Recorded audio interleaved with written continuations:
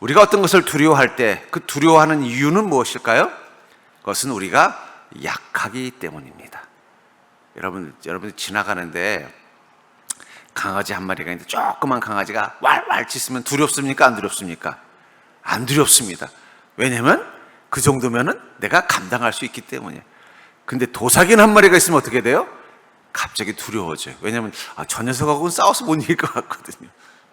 그러니까 여러분, 두려움의 근원은 뭐예요? 약함이 있는 거예요. 제가 어릴 적에, 지금도 참 인상적인 게 있어요. 뭐냐면 길을 가는데 어떤 개 한 마리가, 제법 싸나워 보이는 개 한 마리가 어떤 사람하고 있는데 기가 푹 죽어 있는 거예요.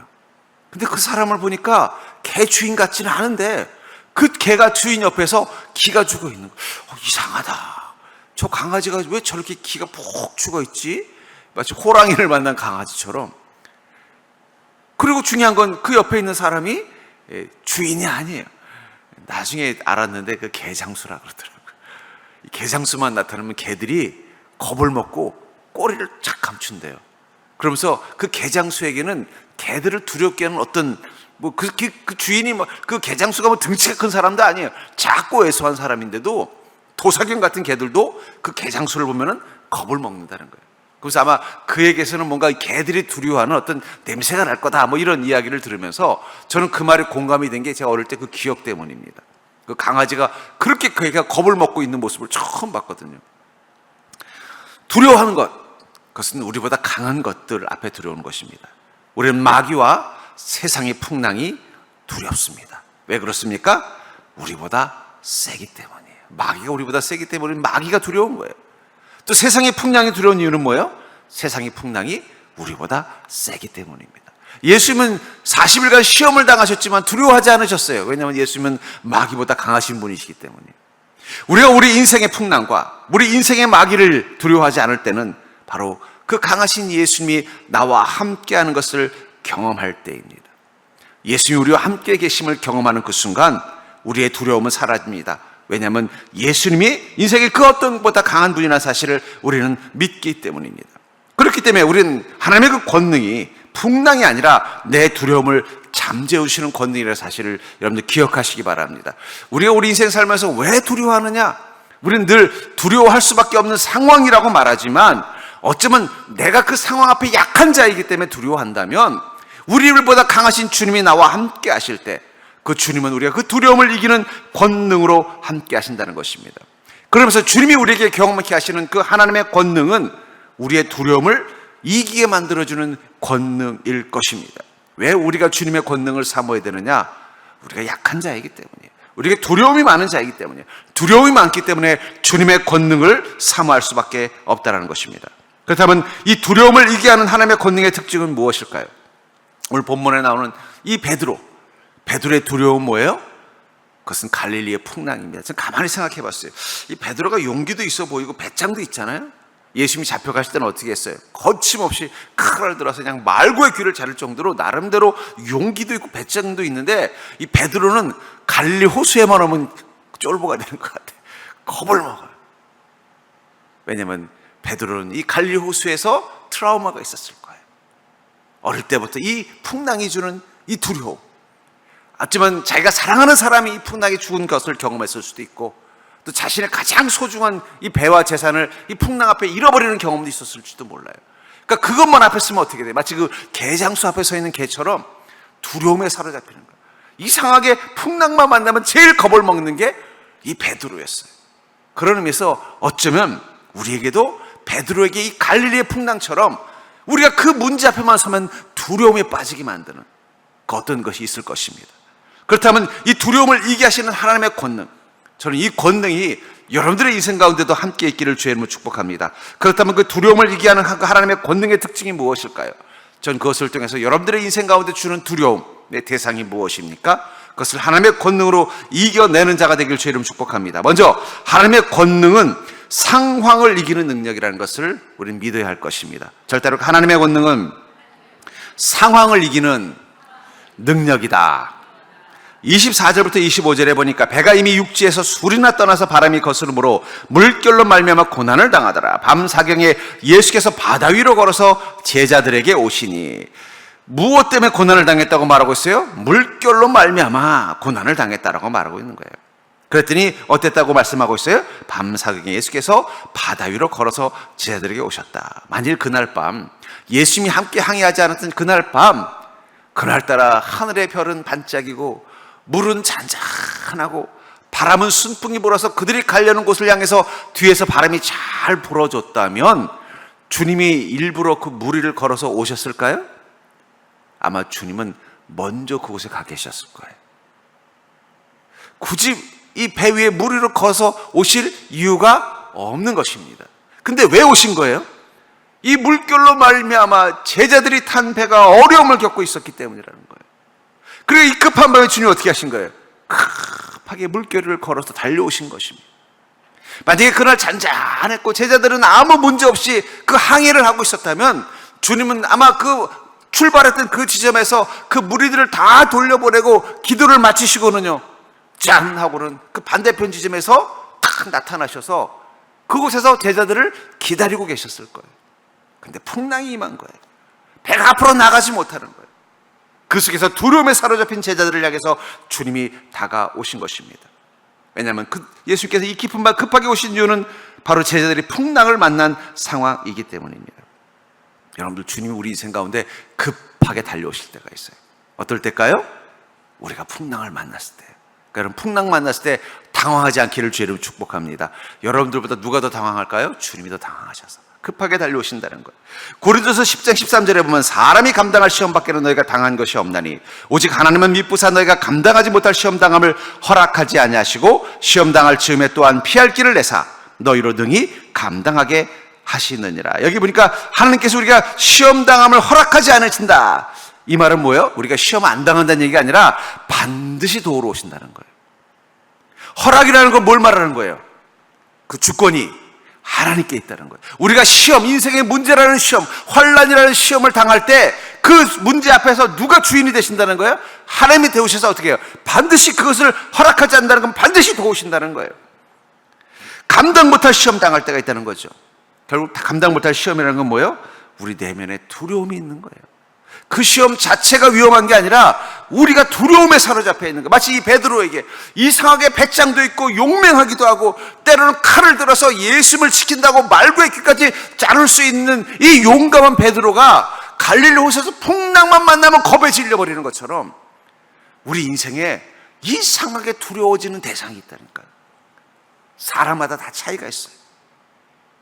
그 문제만은 보면 막 겁에 질리는, 어떨 때 보면 참 믿음 좋은 사람처럼 보이고 어떨 때는 보면 되게 담대한 사람처럼 보이는데 그 문제 앞에서는 막 꼼짝을 못하는, 어떨 때는 이 자녀의 문제 앞에서 풍랑을 만난 베드로처럼 행동할 때도 있고, 혹은 건강의 문제만 생기면 막 그 공포에 사로잡히는 경우도 있고, 어떤 사람은 이 재정의 문제, 이 돈 문제 앞에서 막 정말 남들이 보기에도 너무 믿음 없는 사람처럼 겁에 질릴 때가 있다는 거예요. 근데 중요한 것은 하나님은 어떻게 하신다는 거예요? 그 감당 못할 시험을 허락하지 않는다. 반드시 도우러 오신다는 거예요. 또 이렇게 말하고 있지 않습니까? 오직 하나님은 미쁘사. 미쁘시다는 건 뭐예요? 믿을 수 있는 분이라는 뜻이에요. 어떤 부분에서 믿을 수 있는 분이냐면 반드시 나에게 권능으로 달려오신다는 거예요. 내 안에 두려움의 파도를 아시고 반드시 달려오신다는 거예요. 그리고 너희로 능히 감당하게 하신느니라. 여러분, 능히 감당하게 하신다는 건 그 문제가 쉽다는 뜻이 아니에요. 우리가 감당할 수 있는 권능을 부어주신다는 거예요. 만약에 베드로에게 이 경험이 없었다면, 이상하게 베드로가 다를 때 보면 배포도 있고 용맹하고 자신감도 넘치는데 이 갈릴리 호수에서 풍랑만 만나면 갑자기 겁쟁이가 돼버리는 이 베드로, 그 베드로를 주님께서 급히 만나러 달려오신 거예요. 그리고 달려오신 주님을 보고 베드로는 갑자기 그 두려움 앞에서 용기가 생겼어요. 나는 늘 이 파도만 보면 겁에 질리고 갑자기 뭔가 이 공황장애가 온 것처럼 어쩔 줄 몰라 하는데 그날따라 용기가 생긴 거예요. 주님이시거든 나를 명하사 이 무리를 걸어라 말씀하여 주옵소서 하고 무리를 걸었던 것입니다. 이 경험이 베드로에게 없었다면 어떻게 됐을까요? 아마 어쩌면 베드로는 자신이 그 풍랑 앞에만 서면은 두려움에 사로잡히는 자기의 그 약점이라는 것을 몰랐을 수도 있어요. 그리고 나서 만약에 예수님이 없는데, 예수님이 이미 하늘로 가신 다음에 자기가 사명을 향해 가다가 또 이런 풍랑 만나면 그때마다 주저앉았을 거예요. 그것을 알고 주님은 어떻게 하신 거예요? 내가 있을 때 네가 이 두려움을 이기도록 도와주겠다는 거예요. 그래서 어떻게 하셨어요? 물 위로 오라 말씀하신다는 것입니다. 여러분, 하나님께서는요, 우리가 능히 감당할 수 있도록 능력이 되어준다는 사실을 믿으시기 바랍니다. 우리가 맨날 두려워하는 문제, 어쩌면 여러분들에게 그 풍랑이 있을 거예요. 그 문제만 있으면 도망가는 거예요. 예, 도망가는 거예요. 그 문제만 있으면 나는 배 타기 싫어. 예, 우리가 옛날에 벌써 몇 년 됐으면 세월호 사건이 있고 나서 한동안 이 해운업들이 다 어려웠대요. 왜냐하면 아무도 배를 안 타려고 해가지고. 예, 그래서 거의 그냥 망하기 일보 직전까지 갔다는 이야기를 들었어요. 배만 생각하면 막 그 생각이 떠오르니까 근처도 안 가는 두려움처럼. 우리는 각자 우리에게 갈릴리 호수가 있어요. 베드로에게 이 갈릴리 호수, 용맹해 보이는 그가 갈릴리 호수에 가서 풍랑만 만나면 갑자기 겁쟁이가 돼버리고 쫄보가 돼버리는 것처럼 우리 인생에 어떤 풍랑이 있다. 그것만 오면은 내가 이상하게 믿음 없는 사람처럼 행동하고, 그 문제만 오면 나도 모르게 막 겁이 질려서 말씀 앞에서 온전히 판단하지 못하고, 나도 모르게 자꾸 그 문제 앞에서는 어쩔 줄 몰라 하는, 이 공황장애 빠진 사람처럼 베드로처럼 하는 그 문제. 주님은 그 문제 앞에서 이렇게 말씀하신다는 거예요. 이제 그 물 위로 내려와라. 능히 감당할 시험으로 만들라는 거예요. 그렇게 하시기 위해서 어떻게 하신다는 거예요? 권능을 가지고 우리 가운데 오시겠다는 거예요. 분명히 하나님은 어느 순간 여러분들이 그 배에서 내려 물 위를 걸으라고 말씀하실 때가 있을 것입니다. 그때 여러분들 하나님의 그 권능으로 이제는 그 문제가 감당할 수 있는 시험으로 바뀔 수 있는 기회입니다. 그 물 위로 뛰어내릴 수 있는 믿음 되기를 주의 이름으로 축복합니다. 그러려면 우리에게 필요한 가장 중요한 믿음은 뭘까요? 파도를 만날 때마다, 그 풍랑을 만날 때마다 파도가 아니라 파도 위에서 나를 향해 달려오시는 주님을 바라보면 되는 거예요. 주님을 바라보면 지나갈 수 있습니다. 여러분, 출렁다리, 작년에도 우리 소금산에 갔었나요? 올해 갔었나? 기억이 안 나요. 출렁다리가 얼마나 무섭습니까? 근데 안 무섭게 가는 제일 좋은 방법이 뭔지 아세요? 예, 하늘 보고 가면 하나도 안 무섭습니다. 땅을 보면 무서운데 하늘 보면 안 무서워요. 예, 앞사람 보고 가면은요, 그 사람이 겁쟁이면 더 무서워요. 예, 근데 앞에서 당당히 가는 사람이 있으면 덜 무섭습니다. 풍랑을 보지 마시고 그 물 위를 걸으시는 주님을 바라보길 주의 이름으로 축복합니다. 주님은 그냥 오시는 게 아니라 이 시험을 능히 감당할 수 있도록 권능이 되어주시기 위해서 오시는 것입니다. 우리가 그것을 먼저 보기 시작하는 것, 저는 그것이 바로 믿음의 시작이라고 믿습니다. 여러분들의 인생의 그 풍랑, 파도, 베드로처럼 그 문제 앞에서만 서면 두려움에 사로잡히게 하는 그 문제가 무엇인지 모르겠지만, 그 상황을 이기게 하시기 위해서 하나님의 권능으로 달려오신다는 사실을 믿는 믿음 되기를 주님 축복합니다. 그리고 하나님께서 그 권능으로 우리를 바꿔주시기 위해서 그 권능이 임하는 첫 번째 장소는 바로 우리의 마음입니다. 하나님 그 권능으로 우리의 마음을 먼저 다스려 주신다는 것입니다. 26절과 27절을 보면 제자들이 그 바다 위로 걸어 오심을 보고 놀라 유령이라 하며 무서워하여 소리 지르거늘 예수께서 즉시 이르시되 안심하라, 나니 두려워하지 말라. 예수님 바다 위로 걸어오는 걸 보고 뭐라고 그랬어요? 유령이라 하면 무서워했다는. 파도도 무서워 죽겠는데 거기 그냥 희끗한 물 위를 걸어오니까 이게 뭐로 보인 거예요? 유령. 예, 우리로 치면 저승사자로 보였다는 거예요. 그러니까 겁을 먹고 소리를 지른 것입니다. 그때 주님 뭐라고 말씀하셨다고 말씀하고 있어요? 안심하라, 나니 두려워 말라. 여러분, 마음속에 공포가 있으면은요, 우리 안에 자꾸 헛것이 보이는 것입니다. 예, 두려움이 있으면요, 헛것이 보이는 거예요. 예, 제가 중학교 때 수양회를 가면요, 그 반드시 꼭 들어가는 프로그램이 뭐냐, 이 담력 테스트가 있었습니다. 요즘 수련회는 그런 재미가 없어서 우리 학생들 재미가 없을 것 같아요. 꼭 담력 테스트가 있어요. 그럼 꼭 이상하게 그 수련회 가는 장소의 뒤에 보면 꼭 공동묘지가 있어요. 그럼 어떻게 돼? 거기까지 혼자 혹은 둘이서 짝지어서 갔다 오는 거예요. 아유, 가면 얼마나 무서운지 몰라요. 그냥 막 바시락 소리만 나도 막 진짜 막 유령이 나타나는 것 같고, 그 별로 먼 거리도 아닌데 막 그 겁에 질려가지고 그냥 가다가 또 선생님들이 어떻게 돼요?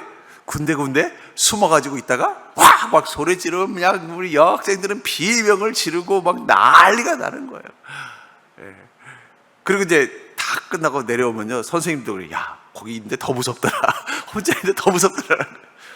그 다음날 아침에 이제 일어나가지고 어제 그 담력 테스트 하는데 가보면요, 아무것도 안 해요.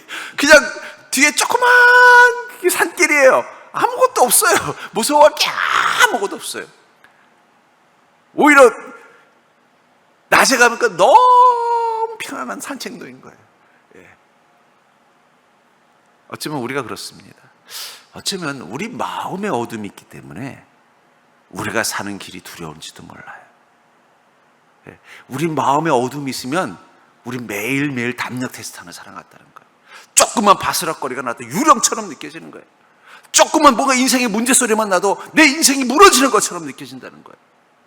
내 마음에 어둠이 있으면 내가 사는 모든 길들이 다 담력 테스트하는 귀신들의 소굴로 보이는 거예요. 근데 내 마음에 예수 그리스도의 빛이 임해서 아침이 되어버리면요, 아무것도 아닌 게 느껴지는 거예요. 담력 테스트가 끝나고 다음날 아침에 제가 거기서 놀래서 막 비명을 질렀던 거기를 가보니까 별것도 아닌 그 조그마한 숲길이에요. 멀리 가는 것도 아니에요. 바로 그 건물 뒤편에 있는 무서운 묘지인 줄 알았더니 거기 보니까 할아버지 할머니 묘지가 예쁘게, 모양도 보니까 두 분이 평생 행복하게 잘 사신 분의 묘지예요. 귀신이라도 한 맺힌 귀신이 아니라 잘 살다간 할아버지 두 분이 묻힌 묘지 하나 있는데 그게 그렇게 나를 무섭게 만들었던 거예요. 나를 무섭게 만든 건 그 길이 아니에요. 내 마음의 어둠인 것입니다. 우리 마음이 어두우면요, 남들은 행복한데 나는 지옥을 사는 거예요. 내 마음이 어두우면 남들은 그 길을 가면서 콧노래 부르는데 나는 한 걸음 한 걸음 겁에 질려서 가는 거예요. 내 마음에 어둠이 있으면 남들에게는 예수 그리스도가 보이는데 우리 눈에는 유령만 보이는 것입니다. 그런 우리 마음을 향해 주님 뭐라고 말씀하세요? 내니 두려워하지 말라. 그리고 언제 우리 마음의 어둠이 사라져요? 주님의 음성이 들릴 때. 주님의 음성이 들리면 두려움이 사라집니다. 전에 아버님이 가끔 저에게 심부름을 시킬 때가 있어요. 심부름 시키면요, 밤에 이 골목길을 가는 게 참 무서워서. 요즘은 참 길이 밝잖아요. 옛날에는 가로등도 툭 하면 꺼지는 그 어두운 골목길 가면요, 그 골목길이 그렇게 막 무섭기도 하고 두렵기도 해요. 근데 저쪽에서 부시럭 소리가 나면요, 긴장이 되는. 그래서 아빠야 그러다 아빠야 그러면 그 순간 어떻게 돼요? 두려움이 싹 사라지는 거예요. 그리고 그냥 아빠 손을 잡고서 그 골목길을 가면요, 조금 전까지는 막 쭈삣쭈삣했던 마음이 싹 사라지고 어떻게 돼요? 어린 개구쟁이가 장난치면서 아빠랑 그 길을 가게 돼요. 주님께서 우리 마음 가운데서 내니 두려워하지 말아라 그 음성이 들리면 그때부터 우리는 어떻게 돼요? 이제는 더 이상 풍랑이 두렵지 않은 자. 그것을 위해서 우리에게 가장 중요한 게 뭘까요? 우리 안에 주님의 음성이 들리는 것입니다. 로마서 15장 13절에 소망이 하나님 모든 기쁨과 평강을 믿음 안에서 너에게 충만하게 하사 성령의 능력으로 소망이 넘치게 하시기를 원하노라. 왜 하나님을 소망의 하나님이라고 말씀하셨을까요? 소망이라는 건 뭘 말하는 거예요? 우리 마음 가운데 빛이 임하는 거예요. 내일 좋은 일이 있을 거야. 앞으로 내 인생 가운데 놀라운 하나님의 약속이 이루어질 거야. 하나님이 지금도 나를 지켜주시고 내일 내 인생 가운데 하나님의 은혜가 임할 거야. 내일에 대한 빛을 보는 게 소망입니다. 그렇죠? 소망이라는 건 내일에 대한 빛이 생기는 게 소망이에요. 내일을 생각하면 깜깜하면 그건 절망인 거예요. 근데 내일을 생각하면 빛이 있는 거예요. 내일 주님이 나를 도와주실 거야. 내일 주님이 나를 위해서 일하실 거야. 내일 주님께서 나를 위해서 약속하신 일이 이루어지게 하실 거야. 그 빛을 내 마음에 갖는 게 소망이라면 결국은 그 소망의 핵심은 뭐예요? 주님이 내 안에 계심을 느끼는 것입니다. 그때부터 어떻게 돼요? 모든 기쁨과 평강을 믿음 안에서 너에게 충만하게 하고. 결국 믿음이라는 게 뭐예요? 내 안에 계신 주님이 나의 소망이 되어주시는 것입니다. 그 소망 때문에 내 마음의 두려움은, 어두움은 사라지고 기쁨과 평강이 넘치는 거예요. 주님의 음성이 들리면 두려움은 사라집니다. 우리 마음을 밝게 하는 것은 오직 빛 대신 예수 그리스도의 임재를 경험하는 거예요. 우리가 왜 기도할까요? 기도하면 왜 두려움이 사라질까요? 기도라는 건 뭘 말하는 거예요? 내가 누구에게 말하는 거예요? 하나님께 말하는 거예요. 밤길 혼자 가는 아가씨들 보면 어떻게 해요? 아줌마들 두려우니까 전화기를 들고 계속 전화를 하는 거예요. 저희 아이도 직장 생활하다가 늦게 퇴근할 때 보면은 걱정이 되는 거예요. 그러면요, 전화를 해요. 그래서 아빠 아직 안 잤어요? 엄마 아직 안 자요? 얘가 웬일이야? 엄마 아빠가 걱정을 다 하고, 엄마 아빠 걱정하는 게 아니라 뭐 하는 거예요? 밤길이 무서워서 전화 걸고 뭐예요? 통화라도 하면 덜 무서운 거예요. 그럼 너 지금 어디니? 그러면 지금 집에 가고 있어요. 골목길, 그쪽 골목은 좀 어둡던데 큰 길로 가라. 그러면 큰 길로 가고 있어요. 그러면 계속 집에 들어갈 때까지 통화를 하는 거예요. 뭐 별로 할 얘기도 없지만 이 얘기 저 얘기를 하는 거예요. 목적은 뭐예요? 엄마 아빠의 소식이 궁금한 게 아니라 이 길이 무서운데 엄마 아빠 음성이 들리면 마음이 놓이는 거예요. 그러다가 띡띡띡띡 하고 현관문 누르는 소리가 들으면 아빠 집에 와서 끊을게. 아니 집에 왔으면 통화를 해야지 왜 끊을까요? 이제 볼 일이 끝나서 그런 거예요. 엄마 아빠의 음성이 없어도 이제 두려움이 사라진 것입니다. 여러분들 마찬가지예요. 기도는 우리가 마음의 핸드폰을 열고 하나님께 전하는, 하나님 저 지금 가는 길이 너무 무서워요. 내가 가는 시간이 지금 너무 두려워요. 내가 지나가고 있는 이 상황이 너무 근심이 돼요. 하나님 저 보고 계시죠? 하나님 제 음성 듣고 계시죠? 하나님 저와 함께 계시죠? 그게 바로 뭐예요? 내니 두려워하지 말라. 그러니까 여러분 근심되면, 두려움이 생기면 기도밖에는 방법이 없어요. 하나님께 기도하십시오. 기도하면 주님이 나와 함께 계심이 느껴집니다. 기도하면 내 안에 주님의 음성이 들려요. 내니 두려워하지 말아라. 그러면요, 이 어둠 속에 내 눈에 보이는 것이 유령이 아니라 바로 나를 지키시고 보호하시는 예수 그리스도가 보이기 시작하는 그 순간부터 우리 마음에 평안이 생기는 것입니다. 우리는 자꾸 인생의 어두움을 겪을 때가 있습니다. 그때마다 여러분들 기도를 멈추지 않기를 주의 이름으로 축복합니다. 어쩜 우리 시대 그리스도인들이 기도를 잃어버렸어요.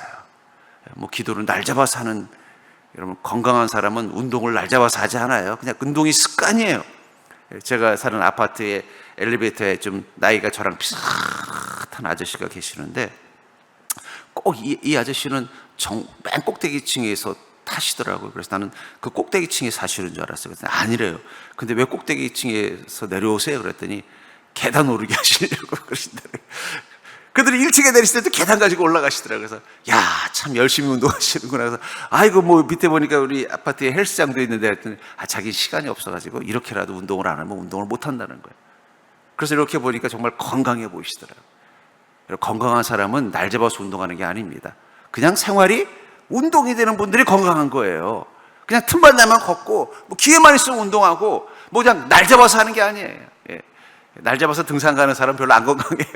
그냥 마을 길이라도 그냥 틈나는 대로 걷는 사람이 건강한 거예요. 기도는 날 잡아서 하는 게 아닙니다. 매일매일 그냥 하루를 기도로 시작해서 기도로 끝난다고 생각하고 마치 여러분들이 핸드폰을 열어놓은 것처럼 하루 종일 주님과의 채널을 열어놓으세요. 그리고 모든 걸 기도로 바꿔보세요. 하나님 저 버스 타요. 오늘 아무래도 5분 지각할 것 같은데 우리 사장님이 나를 못 보게 해주세요. 매 순간순간 내 삶의 모든 것들을 하나님과 공유하기 시작하면은요, 내 영혼 속에서 뭘 느껴요? 하나님이 나와 함께 계시는구나. 그 순간 두려움은 사라집니다. 왜냐하면 우리 두려움의 근원은 내 마음의 어둠 때문이지 내 상황 때문이 아니에요. 내 안에 어둠이 사라지면 내 상황은 아무것도 아닌 거예요. 그 담력 테스트 했던 그냥 그 뒤에 조그만 숲길에 불과할 뿐이라는 거예요. 그럼 그때부터 우리 하루하루의 걸음 어떻게 돼요?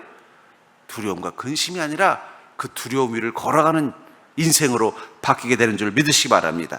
그렇기 때문에 주님의 권능을 통해서 주님이 우리에게 주려는 은혜는 두려움을 이기는 믿음이 아니라 두려움 위를 걷는 믿음이 되기를 원하시고 계신다는 거예요. 그냥 두려움을 극복하는, 두려움을 이겨내는 믿음이 아니라 두려움 위를 걷는 믿음이 되기를 주님 원하신다는 사실을 기억하시기 바랍니다. 28절과 29절에 보니까 베드로가 대답하여 이르되 주여 만일 주님이시거든 나를 명하사 물 위로 오라 하소서 하니 오라 하시니 베드로가 맷을 내려 물 위로 걸어서 예수께로 가되 물 위로 오라 하소서 했더니 주님 어떻게 하셨다는 거야? 오라. 이 물은 베드로에게 두려움입니다. 나로 하여금 어떻게 하는 거야? 두려움 위를 걷게 해달라는 거예요. 여러분들 아까도 말한 것처럼 이 베드로는 이상하게 갈릴리 방 가면은 겁을 먹는 거예요. 배짱 있고 용맹해 보이는 베드로가 갈릴리에서 풍랑만 만나면 가장 겁쟁이로 변하는 그의 트라우마였다는 거예요. 그 트라우마가 되시는 그 무리를 어떻게 해요? 위를 걷게 해달라는 거예요. 걸으라고 명령해달라고 하는 것입니다. 두려움 위를 걷는 것, 그것은 엄청난 마인드 컨트롤이 필요한 거예요. 우리에게는 그런 어떤 마음의 치료 중에 그런 게 있어요. 소위 말하는 이 공포를 느끼는 상황들이 있습니다. 뭐 예를 들면은 갑자기 도둑이 들어오는 일을 겪은 사람은요, 이 밤에 대한 두려움이 생긴다는 거예요. 그럼 계속 그 두려움 때문에 막 잠을 못 자고 불면증이 있으면 그걸 치료할 때 어떻게 하느냐? 그 상황을 자꾸 상상하면서 거기에 대해 적응하는 훈련을 시키는 그런 이제 그 두려움을 극복하는 마인드 컨트롤법이 있습니다. 그러니까 베드로에겐 주님, 나로 물 위로 오라고 말씀해 주시오라는 이 말을 하는 것이 베드로에게는 엄청나게 힘든 고백이라는 거예요. 근데 주님 어떻게 하셨어요? 그 말을 듣더니 오라 명령하시더라. 주님은 우리 인생 가운데 물 위로 오라고 말씀하실 때가 있어요. 아유 주님, 주님 다른 말은 다 순종할 텐데 이 물 위로 오라는 말씀만 하지 말아 주십시오. 이게 사실은 베드로의 마음이에요. 근데 그가 믿음의 용기를 내서 어떻게 돼요? 주님, 제가 언제까지 이 물을 무서워해야 되겠습니까? 제가 언제까지 이 풍랑 보면 겁에 질려야 될까요? 제가 그 위를 걷는 자 되게 해주십시오. 그랬더니 주님 뭐라고 말씀하셨어요? 그래, 한번 물 위로 뛰어내려봐라. 그 말을 듣고 베드로는 뛰어내렸습니다. 여러분, 우린 베드로가 믿음이 약하다고 꾸짖봤지만 중요한 건 베드로는 자신의 가장 두려워하는 것에 뛰어내리는 용기를 가졌다는 거예요. 믿음이. 주님은 때로는 우리 인생 가운데 그 우리가 감당하기 힘든 두려움의 대상을 향해 오라 하실 때가 있다는 거예요. 아까도 말한 것처럼 베드로가 이상하게 갈릴리 호수에서 파도만 만나면 겁에 질리는 트라우마가 있었다면 여러분들에게는 유난히 두렵게 느껴지는 어떤 상황이 있을 거예요. 건강이 그런 경우인 사람도 있고, 또 경제적인 문제가 그런 경우인 사람도 있고, 자식이 그런 경우인 사람도 있고, 또 다른 어떤 사회적인 어떤 것들이 자신에게는 그 절대적인 두려움의 대상, 베드로에게 이 갈릴리 호수 같은, 그 갈릴리 파도 같은 것이 있을 수 있다는 거예요. 그것만 만나면 내가 믿음 없는 자가 돼버리고 그 문제만 받치면 내가 너무 그냥 연약해져 있는 존재가 되는 그 순간, 그때 우리에게 필요한 믿음은 뭘까요? 주님, 제가 다시는 이 물을 보지 않게 해주십시오. 다시는 이 갈릴리 호수에 올라온 일이 없게 해주십시오가 아니라 나로 하여금 그 물 위로 오라 명령하여 주옵소서. 그 믿음의 고백을 할 때가 있으니까요. 그럼 주님 뭐라고 말씀하세요? 물 위로 오라 말씀하신다. 근데 여러분들, 그때가 바로 우리의 믿음의 체급이 달라지는 시절이에요. 그때 우리의 믿음의 레벨이 달라집니다. 모세에게 갈릴리 호수는 뭘까요? 애굽입니다. 애굽으로 가란 말만 안 하면 돼요. 그냥 시내산에서 하나님 잘 섬기라고 하면 모세는 잘 섬길 것입니다. 그냥 그곳에서 하나님 섬기면서 그냥 잘 살으려고 그러면 모세는 충분히 순종을, 애굽으로 가란 소리만 안 했으면 좋았을 거예요. 근데 주님은 모세에게 뭐라고 말씀하셨어요? 애굽으로 가라. 에스더, 그 왕에게 가라는 말만 안 하면 좋겠어요. 다른 건 다 하겠는데 그 왕을 만나러 가라고 말하는 말만 안 했으면 좋겠어요. 왜냐하면 그 직전에 어떤 일이 있었어요? 에스더가 어떻게 왕후가 됐어요? 그 직전 왕후가 왕 앞에서 무례를 행하는 바람에 죽임을 당하고 에스더가 왕비가 된 거예요. 자기도 똑같은 전철을 밟을 수 있는 그 두려움을 늘 마음속에, 나는 내 전철 그 왕비처럼 되지 말아야지. 그 에스더에겐 바로 그 왕이 바로 그 두려운 파도예요. 근데 하나님 뭐라고 말씀하세요? 그 왕에게 가라고 말하고 있다는 거예요. 다윗에게 골리앗에게 가라고 말씀하신다는 거예요. 여러분, 주님은 우리에게 물 위로 오라고 말씀하실 때가 있습니다. 그때 아이고 주님, 저 알잖아요. 저는 이 갈릴리 물만 보면 뭐 꼬급이 저리는 거 알잖아요. 저를 사랑하신다면 다시는 이 물가에 안 오게 해주십시오. 이런 기도도 할 수 있다는 거예요. 하지만 정말 우리가 주님의 권능을 믿는다면, 정말 주님의 은혜를 믿는다면 우리 입술에서 이런 고백이 나온다면, 주님이시거든 나로 명하사 이 물 위로 오라 하소서. 이 고백을 하는 순간 우리 인생은 달라지는 것입니다. 이제는 우리를 두렵게 하는 어떤 것도 없는 것입니다. 그리고 그가 그 오라 하실 때 순종해서 두려움을 디디고 뛰어내렸을 때, 그때 그의 발에 하나님의 권능이 임한 것입니다. 권능이 임해서 어떻게 돼요? 무리를 잠깐이지만 걷는 자가 되는 거예요. 그 두려운 물을 자기가 걷고 있는 것입니다. 이 사건은 베드로에게 어떤 경험을 줬을까요? 이제는 다시는 그 갈릴리 호수와 그 홀로스에서 이는 바람과 그 파도를 두려워하지 않는 자가 되었을 것입니다. 저는 그러면서 때로는 주님께서 우리에게 물 위로 오라고 말씀하실 때가 있어요. 너 그게 그렇게 두렵니? 한번 거기 순종해봐라. 그 두려운 곳 앞에서 내 앞에 순종하는 모습을 한번 뛰어내려봐. 그럼 그때 여러분들은 느낄 거예요. 여러분들의 발에 하나님의 권능이 임하는 것을 느낄 것입니다. 나를 두렵게 했던 그것들을 하나님께서 내 발 앞에 무릎 꿇게 만들어주는 은혜로, 능력으로 역사하시는 것을 보게 될 거예요. 더 놀라운 건 그때부터 내가 달라지는 것입니다. 우리는 지금 풍랑의 시대를 살고 있어요. 툭 하면 바람이 불고, 여러분, 세상의 날씨만 이렇게 변덕스러운 게 아니에요. 그냥 좀 비 좀 왔으면 좋겠다 그러면 그냥 엄청나게 쏟아지고, 비 좀 멈췄으면 좋겠다 그러면 또 엄청난 떼아빛이 내리고, 좀 시원했으면 좋겠다 그러면 그냥 냉기가 쏟아지고, 좀 따뜻했으면 좋겠다 그러면 갑자기 봄에 무슨 여름 날씨가 오고. 기후만 그럴까요? 세상은 점점 더 풍랑이 심해질 것입니다. 그럼 그때마다 우리는 두려워해야 될까요? 그때마다 우리는 오금절해야 될까요? 그때마다 우리 안에 이 어둠이 우리로 하여금 겁먹고 두렵게 만들어야 될까요? 어쩌면 지금이야말로 우리가 그 두려움에서부터 나갈 시간입니다. 어떻게 해요?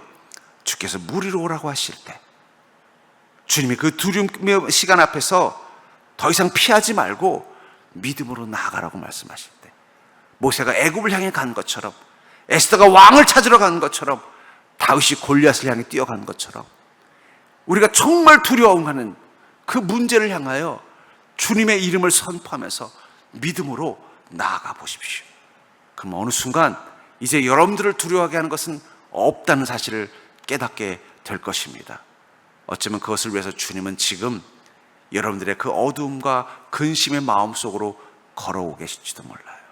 지금 우리에게 필요한 권능, 그것은 그 마음에 부는 풍랑을 잠재우는 주님의 은혜입니다. 전 여러분들이 그 권능을 경험하는 인생이 될 수 있기를 주의 이름으로 간절히 축원합니다.